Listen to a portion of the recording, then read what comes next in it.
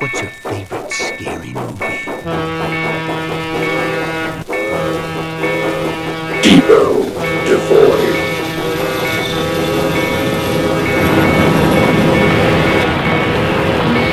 Depot Devoid!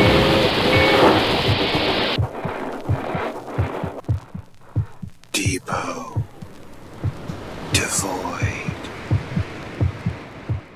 All right, ladies and gentlemen, welcome back to the Depot Devoid. I think that if all goes according to plan, we will wrap up the Scream sextology. For now. They'll be back. They, as far as I know, they have not yet officially greenlit a seventh one, although, I mean, I would be surprised if they didn't. Give it another decade. I mean, this one, okay, let's say right off the bat, it is never a good idea to put out a sequel less than a year after your movie came out. Like, unless you conceived, probably even shot them at the same time, but certainly developed them at the same time. It is almost always a bad plan. That being said, for an incredibly rushed sequel, it could be a hell of a lot worse. It is still, I have no hesitation in saying that with Scream 3 as the low bar, this is better. It is definitely better than Scream 3. That is perhaps a fine example of damning with faint praise. But I did not hate this movie. It's not garbage. It has some distinct problems. It ain't no Courtney Cox Dark Palace. Nope, it is not. It is not. She is also not in this movie very much, which is fine. I liked what I got of Courtney Cox. But overall, like this was okay, but it's just it didn't need to happen right now. Like I don't know why they were in such a hurry. I think the most interesting thing to me about Scream 6 is sort of and I think this probably wouldn't have happened the same way if it hadn't been so rushed, is the filmmakers. I think the script reveals that the filmmakers are very much aware of this weird position they're in with being handed the reins of a profitable franchise that has been around for a long time.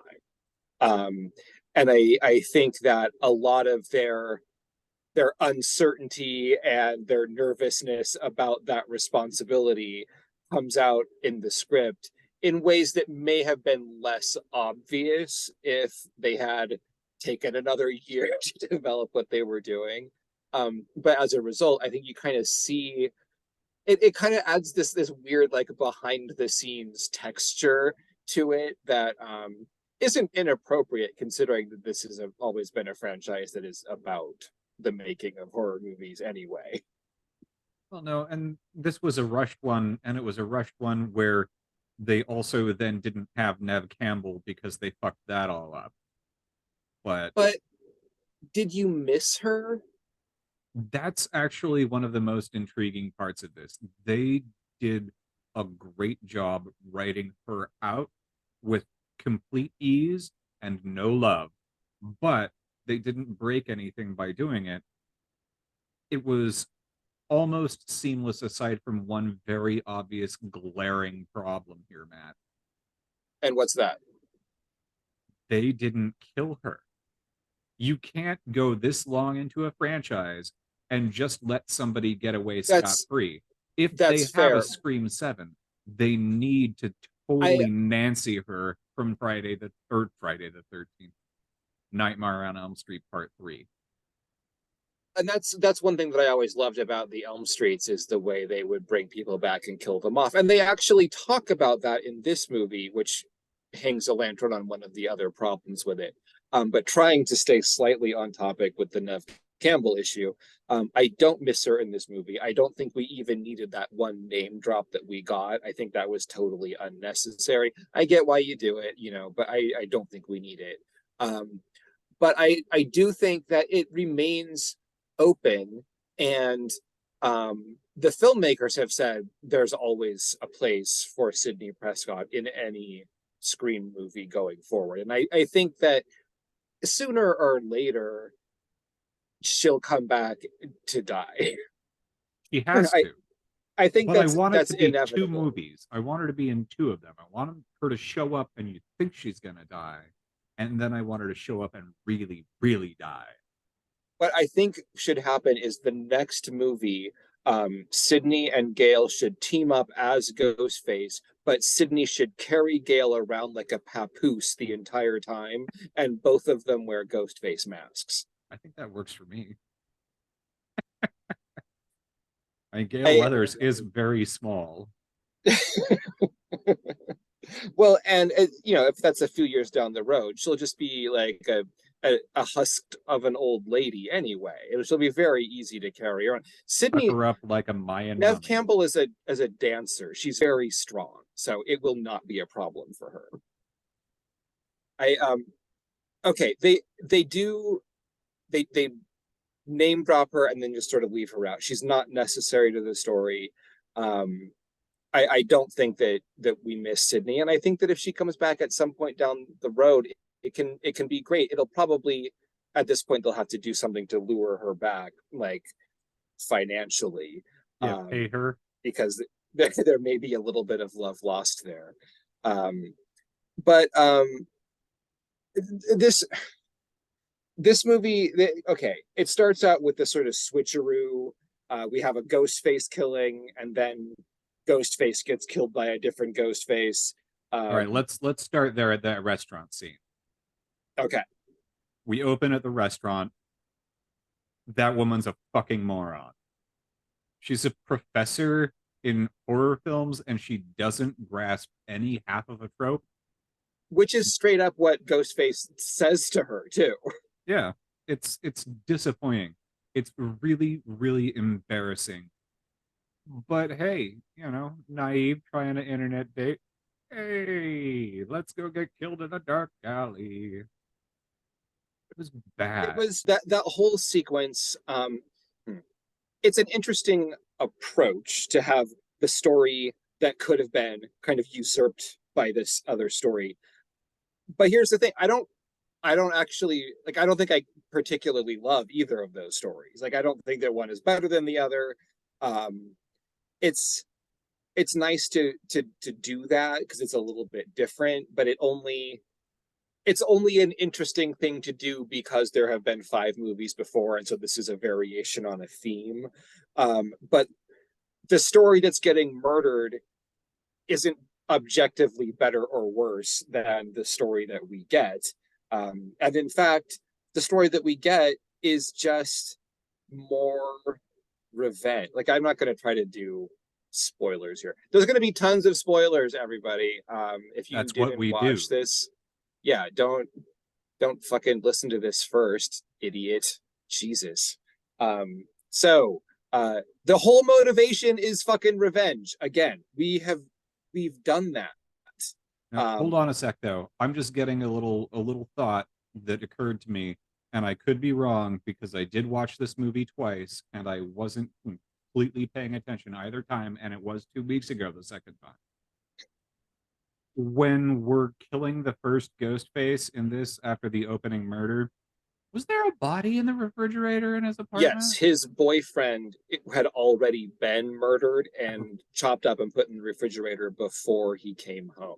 That's Jason right. And Greg are their names. I have already forgotten which is which. Greg was the boyfriend in the fridge. Their plan was to finish the series of murders that Richie and Amber began in Scream 5. So their whole deal was they were going to work up to killing the sisters. Tara. Nobody cares about movies. Right. Okay, who gives a fuck about movies? Does that line, or does it not only exist to be in a trailer? Only for the trailer. It's trying to say we're going to be hard this time. because okay, I mean, the actual stalking and killing, it's fun. But I that line is definitely a trailer line. It feels really self-conscious. I guess it's kind of a clue, because it's not about movies. Yeah. But again, it's like, is this is this a better movie than we would have gotten if they hadn't killed Jason and Greg? I mean, I don't know. Probably not, but I did appreciate the whole apartment scene aside from one little bit where if I'm right and it was Jason who wasn't dead in the refrigerator, is washing his hands with fucking steel wool, Matt. He's washing and scrubbing with steel wool. Well, he's got to get the blood particles off of his That's fingernails. gonna get the blood particles out of his human skin.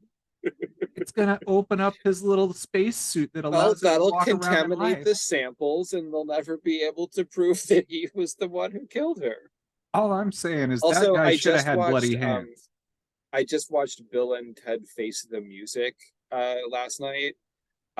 Which, I mean, I watched it when it came out a long time ago, but I just watched it again from the library and realized that the girl who, have you watched that one? Yeah. The girl who plays Little Bill, or no, sorry, Little Ted, the blonde, Bill's daughter, Ted, is the film teacher who gets murdered at the beginning of this movie. Huh. Yeah. Yeah, she is. That hadn't struck me at all. I gotta say that movie Very different was funny. on-screen appearance. Yes, that movie was funny. I appreciated it. It wasn't as good as it should have could have been, but it was fun. No, I really liked it. It's not great. It is. I would say it's way better than the second one, honestly. Oh yeah, Like, the second one could have taken a giant dump on its own self. it's a movie. I feel like it is satisfying as a Bill and Ted movie, and not just on nostalgia, but also is successful as a work of nostalgia. Like, I think it does both things well enough. Yeah, no, It was a lot satisfying. of time coming, and it needed to be done. In the realm of like 20 plus years later sequels that aren't strictly necessary, I think it's like top of the heap, honestly. Here's what I'm gonna say. It did not feature God gave rock and roll to you, gave rock and roll to you, gave rock and roll to everyone. Now we're going to have to pay $10 million. God gave rock and roll to you. Yeah, fuck that song. Yeah, I have no particular feelings about that song. I do, which is bad. It ended. I was bummed out that I didn't get to see it in the theater because it was in the midst of COVID, and I saw both of the other ones in the theater with Steve, and I was hoping that I could somehow contrive to do that again, but then stupid pandemic completely interrupted my trilogy. I think I spent $26 to buy that movie on Netflix because it was the only option that I had on the day that it came out, and I said, you know what, I'm gonna watch this shit at least. Yeah, that is totally fair. I think it came out on HBO pretty quickly, and I think it had been. I think they already said when it was going to come out, so I just like braced myself and waited. You know, at that point, I hadn't had access to HBO stuff, so I was. I had to have HBO because of the Doom Patrol. I wasn't there yet. Doom Patrol is pretty great. Pretty great. Okay, let's see if we can remember to get back on track. Back to this movie. All right. The Shrink is we haven't very actually bad. gotten past we haven't gotten to the title yet. No, we haven't. But The Shrink is very bad. There is nothing to report to the authorities. That was absolute horseshit. There was no reason for any of that. That was just garbage talk. It was, again, that is a rushed script. Like, that is, it wouldn't be that hard to like fix a lot of these story beats and make them more solid and plausible, maybe interesting here and there. You're never going to get away from the revenge thing, though. Like, that's baked into the script that they have decided to do, and unless they want to completely fundamentally change that, it's not going to get that much better. I'm just like, I'm kind of bummed out by the whole revenge thing. It's Mrs. Loomis again. It's just it's the Scream 2 and Scream 4 problems at the same time. It's the not terribly interesting motivation, which in this case, like, isn't even tempered by Mickey, who was like in Scream 2 was like in it for the fame and the trial. This is all just straight revenge for killing Richie. And the Scream 4 problem of like, we're too in love with our legacy characters to kill any of them off. And I feel like, how could you? It's so obvious that that was a problem, and you know they knew it was a problem. It's kind of unforgivable that they didn't solve that problem. It is pretty disappointing because we lose Sydney to the ether at the moment. And you know, it's later on in my notes when it comes to Gale Weathers not necessarily dying, that she doesn't necessarily die. So it's we don't see her again, but we have a message from her, so we know she's alive. Like, I must have missed that. That Mindy, when she shows up at the end, because they were at the same hospital. That's right. Okay. So okay. Yeah, so Mindy says something about Gale, so we know she survived. So absolutely zero of our returning characters get killed in this movie, which, like, I don't want to be a dick and be like, kill these people that I like, but like, you have to kill some of them. Like, you have to kill one of them. They can't all be Dewey. And right now, it's like everybody is fucking Dewey. Like, Chad is the most Dewey. He's like double Dewey because he was Dewey in Scream 5 after they killed the real Dewey. But now he was like stabbed all to shit by like 3 ghost faces at once, and he's fine. I mean, he's probably like, maybe he'll have a limb, but come on. I mean, I've not been stabbed a lot, and I didn't like it. It causes problems. Well, if I got stabbed 30 times, I would expect to die. Yeah. And when I got hit by a car, it was pretty good. It was brutal. And that wasn't even a fast-moving car. I fucked that car up. But seriously, like, you know, stuff really has long-lasting effects on things. I got like this dent in my arm that's never gonna go away from where I got smashed on that freaking car. But, you know. How old were you? You know, I was 34. I'm sure I could. See, that's the problem. See, Chad is way younger than you. Yeah. I mean, if you had been 10 years younger, then you could have been hit by that car 32 times in a row, and it would have been totally fine. Well, I mean, here's what it comes down to. When that car attacked me and I fucked it up, it didn't heal on its own. I did. Fair enough. The next day, I crawled from the couch to the toilet because I couldn't walk. But I got better, and I didn't break anything because I eat cheese. When I'm slow on the draw and I need something to chaw, I hanker for a hunk of cheese. If you want something delicious and nutritious, cheese is a super snack. Look, a wagon wheel. I hanker for a hunk of, a sliver, slice, a chunk of. I hanker for a hunk of cheese. Yahoo! Get my calcium. That's the reason for sure. 100%.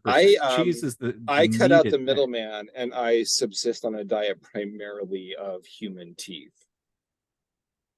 You could do that, or you could actually step it up and start eating cars so that you are ready. Yeah, no, the teeth taste better. They're getting increasingly difficult to source, but they taste better. You know, just As long as you got a ninja, you can grind those. The things cars up. will remain plentiful if I run out of teeth or change my mind. Yeah. I mean, you do you. Have fun with that. I'm not gonna eat a bunch. So back in Scream 6, everybody moved to New York, I guess, at the same time, together. That's totally normal, obs. Here's I get that you want to keep your returning characters together, but you also want to change things up. They're trying to lean on parallels to Scream 2 to justify some of the more ludicrous storytelling decisions that they made. And I'm trying to be forgiving, but this is definitely sillier and less confident than the previous movie. It is. It's still largely charming, and the thing is, I like these characters. If I didn't, it would probably be a different story. A lot of scenes in this movie would be different if I didn't already like the people. But it seems like such an obvious demotion after the last one. Yeah, no, 5 was great. This was good and it was fun, but I mean it does they are trying to get back to younger characters is also part of it, their whole business with, the frat party where what's her butt Yes. goes and gives the whole "you're being a bad sister" bit when she plays that card after Yes. she And then zaps the tases boy in that guy in the nuts. balls just a minute. It's fucking great. Loved that. Like I so said, I much. like these people a lot. Yeah, it was good. The sort of doing the budding romance with Tara and Chad is like, again, it's not like necessary, but like I don't mind it. There's this sort of, I mean, it's a little bit inevitable, given the story that we're in. And they didn't get really gross about it, so I feel, again, I'm trying to be largely forgiving about that sort of thing. But I guess I was hoping for something that was a little less repetitive. And Yeah. this felt kind of repetitive. But I appreciate that the filmmakers are being realistic that this is, as a franchise, it has to move on from the previous protagonists. So we're moving forward with our core four, which we're forcing as a mantra. And I'll follow that trajectory and become a begrudging fan of it at the end, like everybody else does. It's fine. So we need to carry these characters forward, and we want the franchise to thrive. So you need to populate it with people that we like, and so we have to spend time with them if we want to like them. Yeah, we've got And so 5 movies, 4 of which didn't contain any of them. Right, and so they're trying to balance the needs of a horror movie with the needs of a franchise. And that's something that they're aware of, and I appreciate that.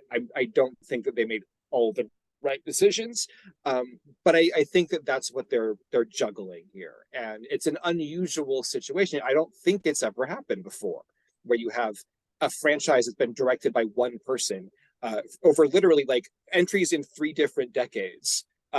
And then that person dies, and then someone else takes over and continues with the franchise. Like that's a unique setup, and I don't fault them for feeling like that's a bit of a heavy weight. And so when Mindy does her speech, like that's sort of her thing now, is to do the speech about movies.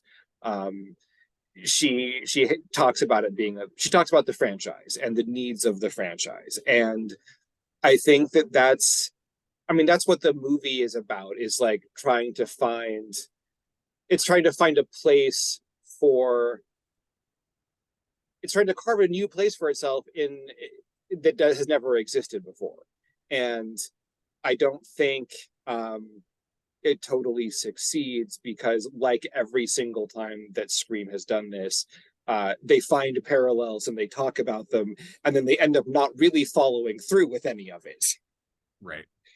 I mean, have they ever followed through? No. This is just like Scream 2 when they're like, oh, these characters were killed in the order of the characters in the original murders at Woodsboro, and they have the same names. And then once we talk about it, it never matters again. This is sort of a pattern with the Scream franchise. I've got one. But that's what we get. It's about the franchise this time. It is. And again, like last time, she nails it like immediately. She talks about Ethan, the new guy, who is literally the killer. She's mistaken about some other stuff, but like she nails it right away, like she did in the last one, and then apparently didn't learn her lesson in the last one. Well, that's also part of what these movies are about. Not learning the lesson. Well, but she she explicitly says like people don't just make sequels anymore. But then like it's following all the story beats of Scream 2. Revenge. So I had a question about one thing that's really not important at all to the story. So Tara's back at her place and hanging out with her hot dude in her room and being like, I'm not that drunk, or whatever the fuck it was that she said. And then she gets totally cock-blocked. Dude leaves. Why, when she laid down on the bed, was there a romantic song playing? Because she was thinking romantic thoughts. Didn't work. That was a shitty scene. I don't remember what the song was. I don't either. I should have written. Was it very down. special? Obviously not, or I don't know. I don't know what it was. Was there a scene of them starting the song? God gave rock and roll to... Is it playing on her Spotify? Probably. Is it on her Romance with Chad playlist, which she put on shuffle when he came in? Everything's the Romance with Chad. Anybody named Chad is going to be a fucking winner, right? Well, he is apparently like pretty indestructible. That's got to be worth something, right? I bought a car once, but still.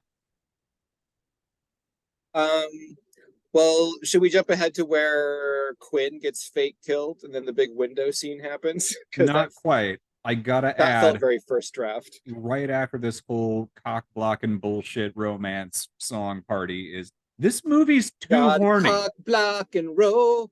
Hey, there you go. Yeah, this movie it's too horny. It's way too horny, and I don't get it.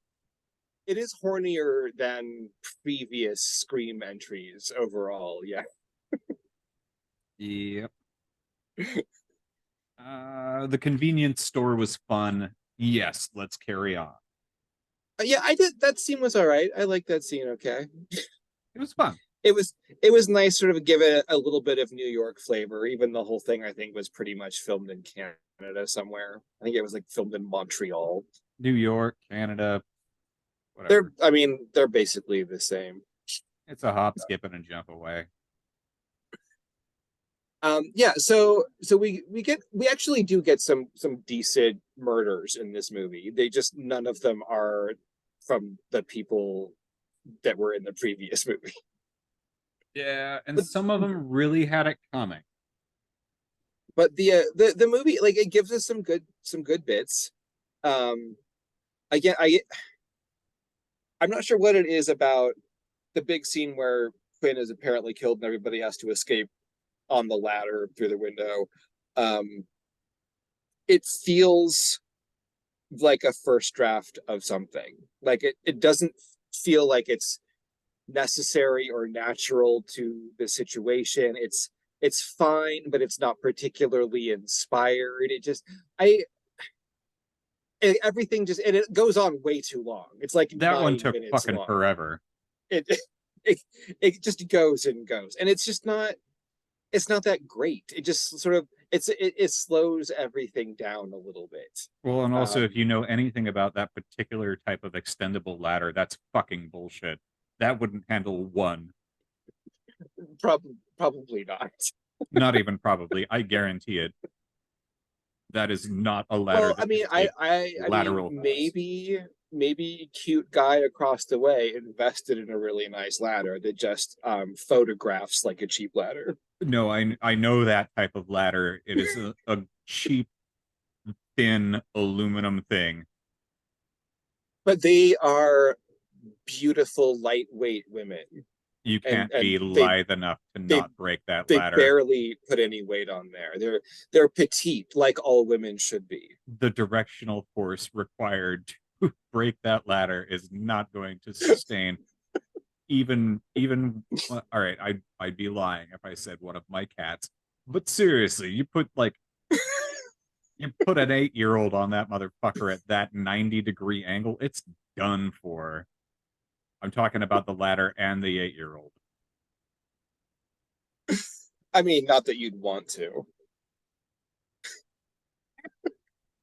You know, you never can tell. I mean, they wanted to kill people on that ladder. Um, we we should talk about Gale. Gale gets a little bit of screen time, and it's pretty good.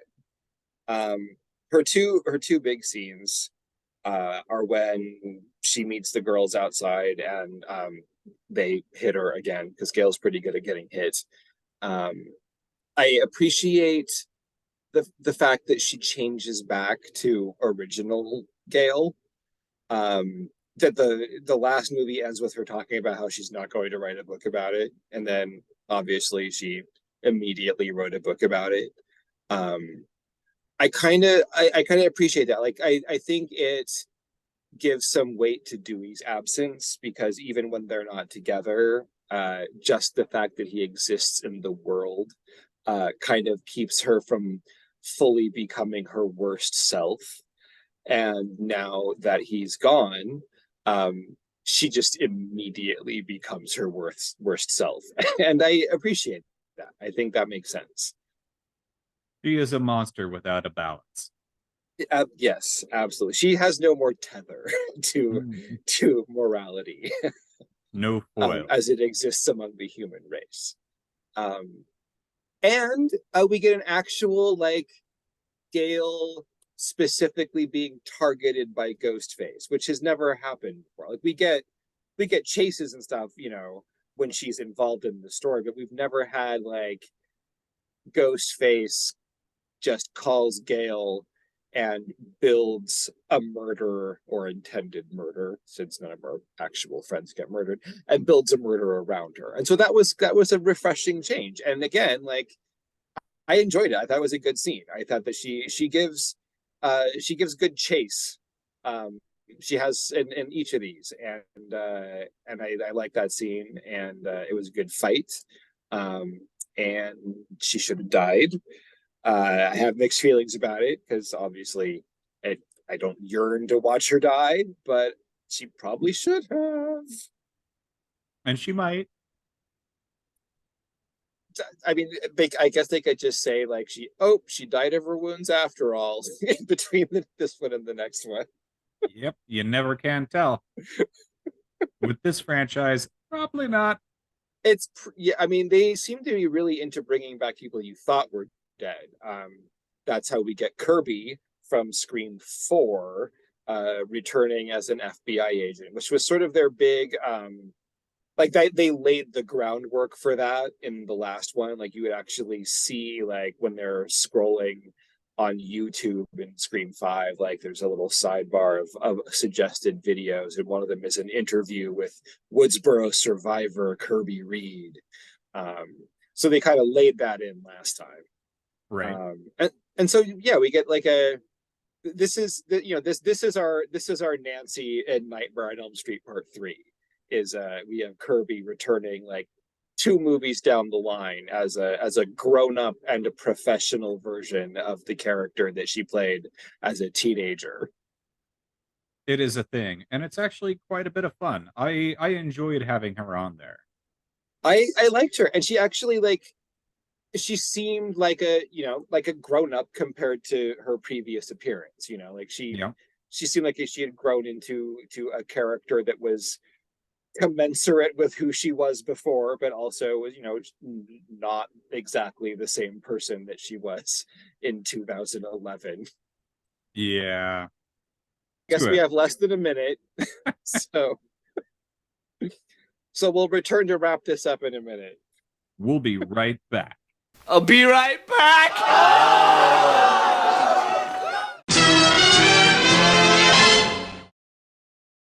Welcome back to Depot Devoid, where we start to discuss things that people weren't expecting, like why the fuck does Five Guys use peanut oil? Do they not realize how many people they're driving away from their business with that as a thing that they fry their fries in?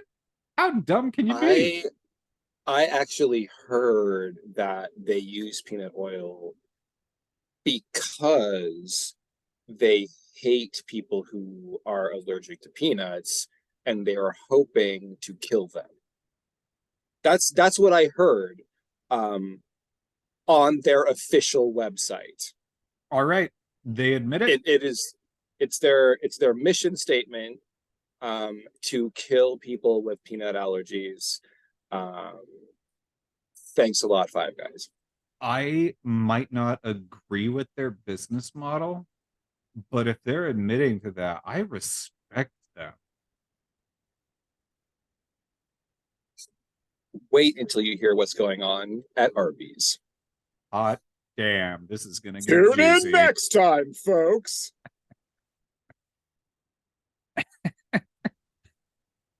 All right, so Speaking we've of murdered Arby's. Gail West. Gail Not Weathers and Weathers, Kirby. not enough. Didn't kill him to death. And now we are on to the end scene. Yeah, I kind of like we're just sort of jumping all over the place, which is fine with me. I don't feel like this movie has really earned the right to like be given a step-by-step analysis. No, not really. Here's what the whole climax, well, not even before the climax, because we see the shrine before the whole Gale stuff originally, and then we come back to it for the climax. This is another thing where I feel like this is a symptom of people who are trying to figure out how to proceed with this huge franchise, cranking out a movie in 10 months, because this is what is on their mind. This is what they're thinking of. This is as up its own ass as it is possible for a horror franchise to get. You literally have a giant shrine to itself in the movie. Like, who gives the fuck about, like, apparently you do, guys, because this whole thing is about itself, which is like, it's I don't know, it's one of those love it and hate it kind of things. Like, it's kind of, it kind of feels like a first idea, but also like it's handled okay. This movie beats off to itself. It's, well, yes, it's a problem. I mean, it's been, these people have been handed like this franchise, and like, here's the Bible, and so they're like, well, I guess we gotta use all of it, and so they did. So like every ghost face and every prop, and it's all in this movie. The good possibility here is that now that we have literally like touched base with every part of the Scream franchise, there's a possibility, I'm not saying I predict this will happen, but there's a possibility that they could move in a different direction, and actually surprise you. They're in a good place to do that now, because this whole movie is right the fuck up its own ass. And we spend so much time in the shrine, like just steeped in stab imagery. This is another part where, like, if I didn't like these characters, like, this would be super tedious. I'm fascinated that your teenage son went to see this with his friends in the theater without having seen any other part of the Scream franchise. I kind of want to know what he thought of that experience, because it is like you have no goodwill for these people going into it because you've never seen any of them before, and everything that's happening is part of a different movie that you haven't seen before. So, like, does this just unfold and evaporate as soon as it's over because none of it means anything? Like, I'm kind of like, I you need to ask him at some point, because it's got to be the weirdest fucking thing, like, to actually see Scream 6 and only Scream 6. But he's also lived his like entire life in a world where Scream movies existed. So, like, it's sort of the same way, like, I've always known that Norman Bates was the killer kind of thing. Like, he may just know most things about the Scream movies without ever having seen, I don't. It's kind of a thing. And then there's also the other bit is like, let's bring Sidney Prescott back, the ghost faces, because there's gonna be 2 probably or more. Oh, yeah, sure.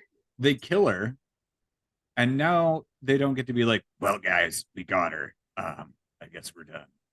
Because we've added another couple that they need to kill too. So it's gonna be like, well, we got one of them. Shit, I guess we gotta have another movie. Now they have to kill the core 4. Like, if you don't get rid of the core 4, then it's unfinished business. It's really only Tara. Just kill Tara. It's got to be Tara and Sam. Sam is Billy Loomis's daughter. No, let her. Unless she becomes. She's gonna be a ghost face. Here's the part.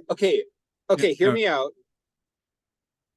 Okay, Sam becomes Ghostface, but it's like a Batman Beyond kind of situation where Gale is the old Bruce Wayne.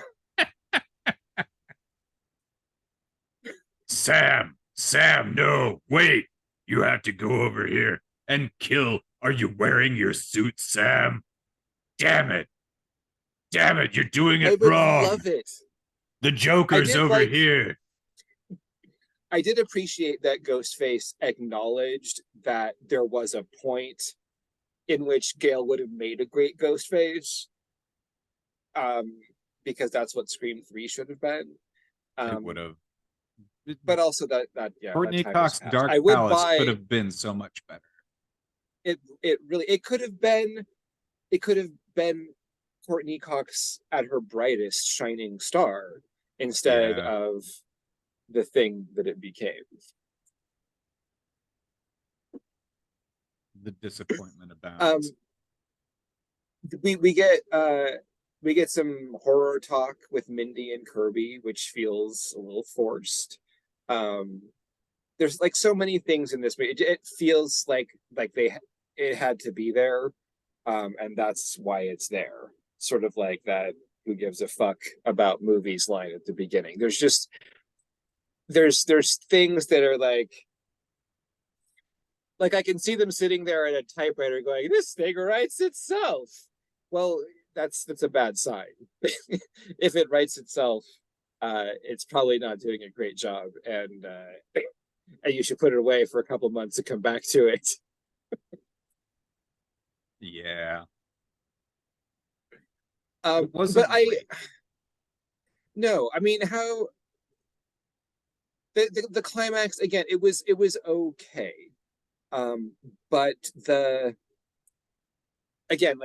motivation for the killers is uninspiring. The killer reveals the fact that the girl Quinn was like the daughter and was still alive, like that's sort of okay. Like that's, I mean, I guess I didn't see it coming, but I don't give a shit. Yeah, no. I mean, it was obvious earlier on that the dad of the roommate was involved. It was pretty goddamn obvious. Her not being dead No, of course that wasn't obvious. Yeah, The brother, yeah. no. We'd already had him fingered, and it was pretty obvious that he was a little bit creepy. But Yeah. I mean, otherwise, the only thing that you could have grasped is like clearly the dad.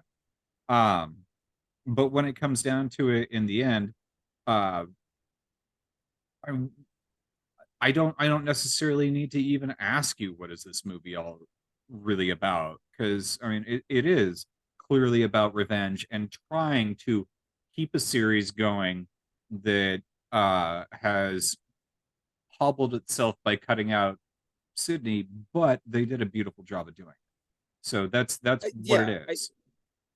When I said that this movie is less confident than the previous one, I think that's one of its biggest problems, because I think that they're second guessing themselves when they don't need to. And I feel like the script is messy, not because they don't have another good script in them, but because they are a little bit wary of how to go forward with this.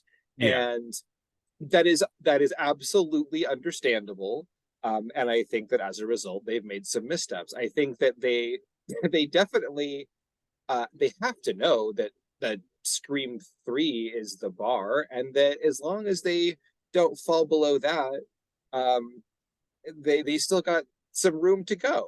Um, Speaking of Scream 3, I love that they just glossed right over Roman when they're talking about the previous ghost faces, and do not even check his relationship with Sydney at all. They're just like, we have to mention him because he's one of them, but we are not going to talk about all of the worst parts of that movie. We're just going to keep letting it fall by the wayside. there is that. That movie was absolute trash. So ending here in their little beautiful setup. All the ghost faces everywhere in a theater is so cute. It's not. It's actually kind of irritating. Um, you're not going to rent that out and continue renting that out after death for a bullshit fucking setup. That was not a good museum. Anyway, mouth stab, good. Headshot, good. Killing dad, also amusing. Did Cute Boy have a name? I want to say Dan. I don't know. I don't I'm pretty know. sure it's Dan, My the one who final shows note up with the was, cavalry. yeah, did Cute Boy have a name? That's all I have. I have in fact written Dan shows up with the cavalry. All right. So Well, Matt named dad. so either he is called Dan or I have named him Dan, which Maybe he I looked like mean a dad. that's fine. It works for me. Yeah. It's probably Dan. I thought it was cute that they had Richie's like stabbed fan films projected on the big curtain, which gave them an excuse in the climax to have Red Right Hand playing because it was on the soundtrack to his movie. That was a Yeah. cute way of doing it. That was better. Like the last time they just had it playing on the radio while they were killing Kyle Gallner in the parking lot, which didn't really like, that was sort of convenient. This way it was at least sort of Fitting intentional in to the some way. situation. Kind of made some sense. Again, they didn't go too heavy handed with the Billy Loomis ghost stuff, which I am still uncertain about, but I just don't know why that it does ghost is so fucking old. it doesn't happen too much, so it is weird. Like you'd think they could do a better job than that, but No, I know that they could do a better job than that. I mean, have you seen any of the Mandalorian fucking bullshit? I have not. They've got Luke Skywalker in that. They've got young Luke I have heard Skywalker. that. Does It's it great. actually look good? It's great. Because the CG in like the movies I thought was only kind of so, and I wasn't really sure if It's not the best. It's way better than you would imagine. However, they are talking about getting Mark Hamill's son to play him. Okay. Yeah. Okay. They look pretty good. As I've heard really good things about that show. I just have not followed that franchise like at all. I did. I think I've seen. I think I eventually did see most of the feature films. Episodes 1, 2, and 3 will eat my whole ass eventually, and I don't know how I'll feed it to them, but I will. Yeah, those are boring. No, they're worse than boring. I watched at least two of the more recent three, like the numerical sequels. I don't know if I saw the final one or not. And I did see I saw the one with what's his name? Donald Glover as young Lando Calrissian, which was really like the only thing that interested me in the entire Star Wars franchise was Donald Glover as young Lando Calrissian. Which one was that? Whatever movie is about young Han Solo. Oh, Solo.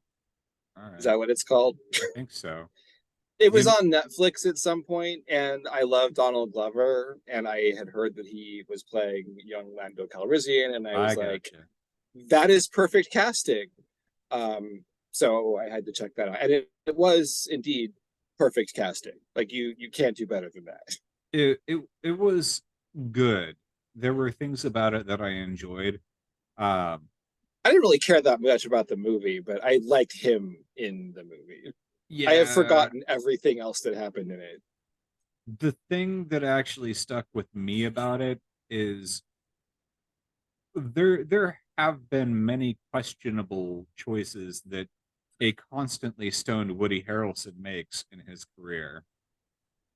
But Woody Harrelson generally does things that he thinks are fun or well written. And he did that. And I couldn't tell which one it was that he decided to do it on, fun or well written. I absolutely do not remember him. He's in the Solo movie. I assume he's probably the main character. I mean, not Solo, obviously, but I assume he's probably in the movie a lot, and I've just completely forgotten him. He's a big piece. And like I remember, like I remember Donald Glover as Lando Calrissian, and I remember I feel like I remember a scene of like meeting Chewbacca with him being like really wet and muddy. Oh yeah, that was and that's part. It. That's all I remember. that's the whole movie in my head. There was wet and muddy and Wait, was it Ludo from Labyrinth? No, that's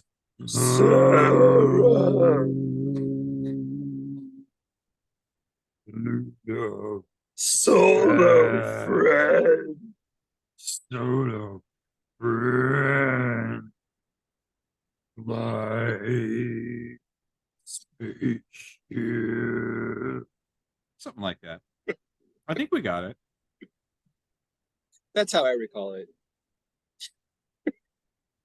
Cool.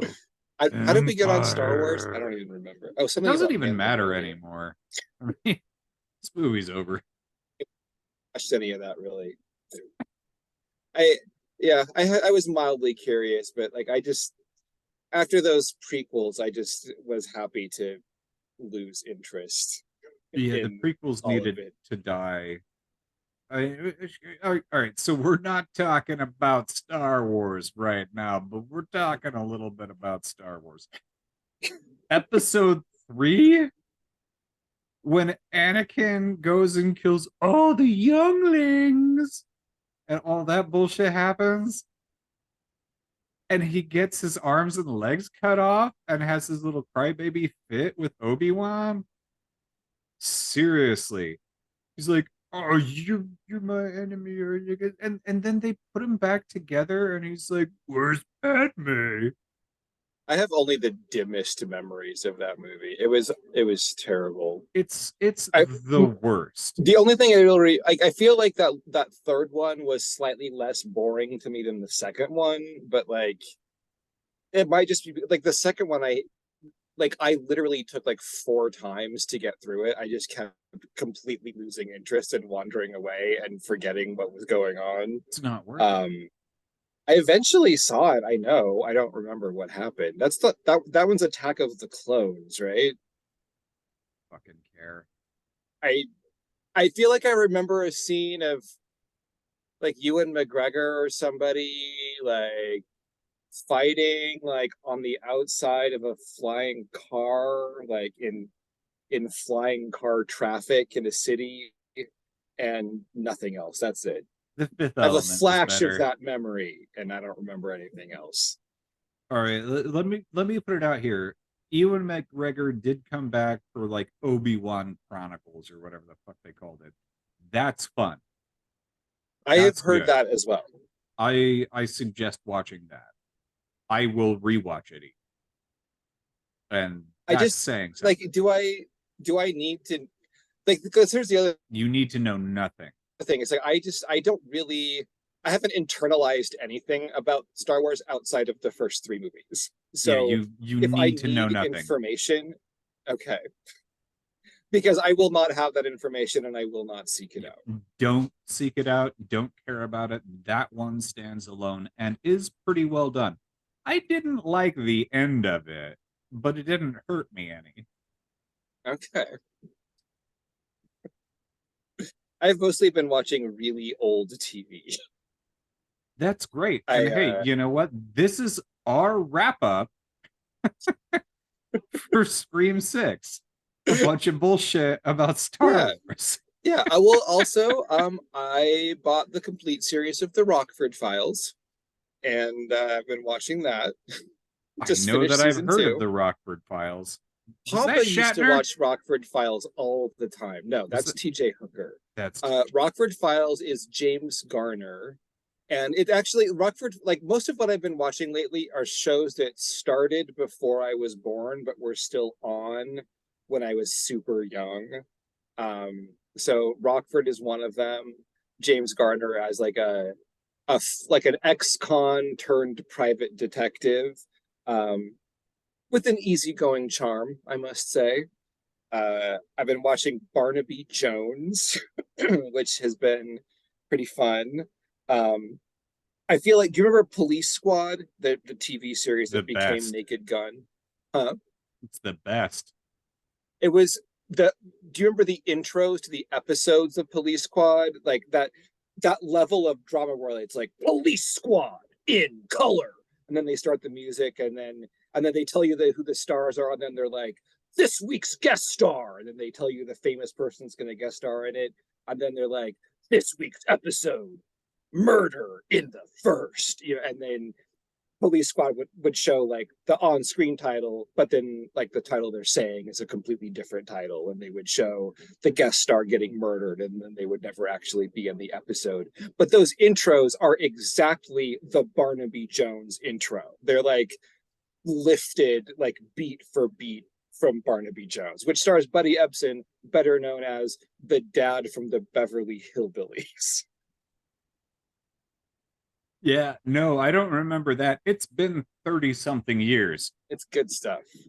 Papa used to watch Rockford all the time when I was a kid. And then I also got Heart to Heart with the Robert Wagner and Stephanie Powers. It's basically The Thin Man, like those old movies with William Powell and Myrna Loy as like wealthy socialites who are constantly solving murders. As they do. Yeah, except in the 80s. So it's super glamorous. Ooh, fancy. I bet they might even have a car phone. They actually do, because he is a self-made millionaire. I love this show.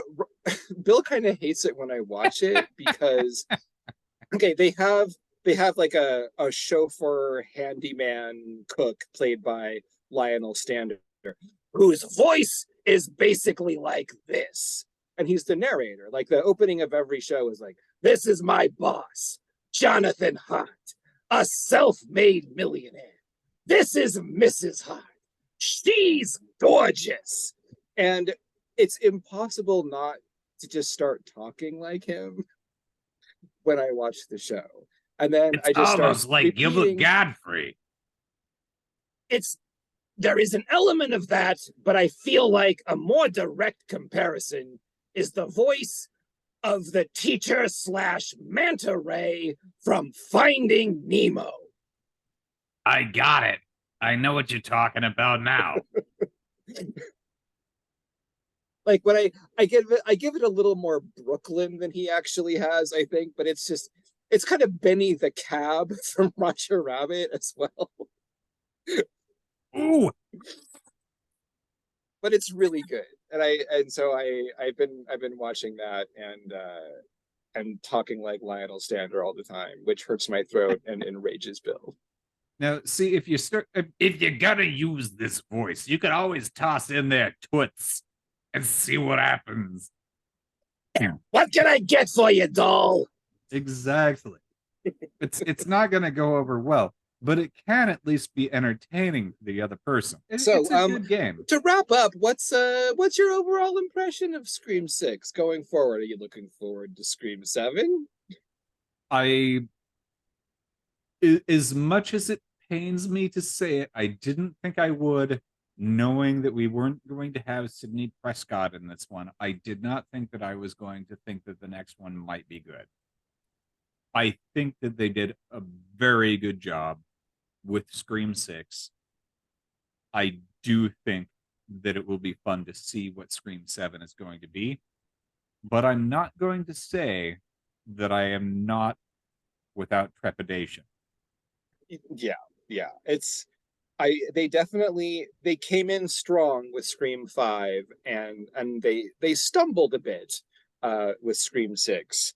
But I feel like it's definitely that sort of like that second novel kind of thing. I feel like there was a lot of pressure.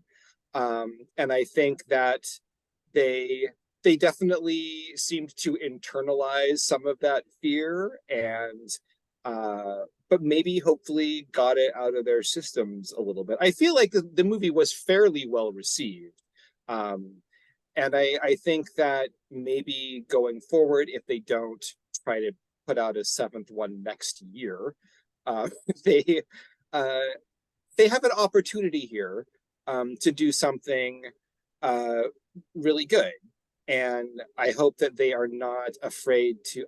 I'm thinking that they might have gone into this assuming that a seventh one was more or less guaranteed. Obviously based on performance of the sixth one, but like if the sixth one didn't tank, they're probably going to greenlight a seventh one, right? So I think there might have been some discussion while making this one of where we're going to go, I'm hoping. And that maybe one of the reasons that they chose to not kill anyone in this movie is because they may actually have a bit of a plan. And I'm that may be wishful thinking, but I don't think it's outside of the realm of possibility. It's not outside of realistic impressions. They could. I'm not interrupting anything, am I? This is the voice of Ghostface Future.